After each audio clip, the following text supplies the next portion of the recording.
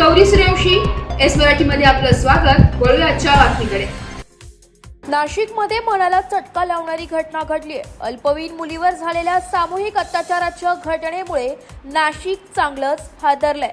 नाशिकच्या ओझर टाउनशिपमध्ये ही धक्कादायक घटना घडली आहे। बलात्कार केल्यानंतर 5 संशयित आरोपी फरार झाले। या धक्कादायक घटनेनंतर नाशिकमधील ओझर टाउनशिप परिसरात संतापाची लाट उसळली आहे। आरोपींना तात्काळ अटक करण्यात यावी अशी मागणी करण्यात येते। ओझर टाउनशिपमध्ये 5 नराधमांनी एका अल्पवयीन मुलीवर सामूहिक बलात्कार केलाय। त्यानंतर त्यांनी घटनास्थळावरून पळ काढलाय। पोलिसात या प्रकरणी गुन्हा दाखल झालाय। पोलिसांकडून आरोपींचा शोध घेतला जात आहे। पोलिसांनी 3 ते 4 पथके आरोपींचा शोध घेत आहे। सामूहिक बलात्काराच्या घटनेमुळे नाशिकमध्ये संताप व्यक्त करण्यात येते। शहरातील गुन्हेगारी कधी संपणार असा सवाल सर्वसामान्य विचारत आहे। मुलगी घरात एकटी असल्याचं पाहिले आणि 5 नराधमांनी डाव साधलाय।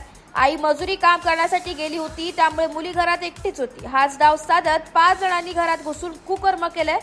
नराधमांनी अल्पवयीन मुलीच्या शरीराचे लचके तोडले। या प्रसंगाबाबत कुणाला सांगितले तर जीवे मारून टाकू अशी देखील धमकी त्या आरोपींनी मुलीला दिली आहे। एस मराठी न्यूज साठी प्रतिनिधी भाऊसाहेब पिंगळ, नाशिक।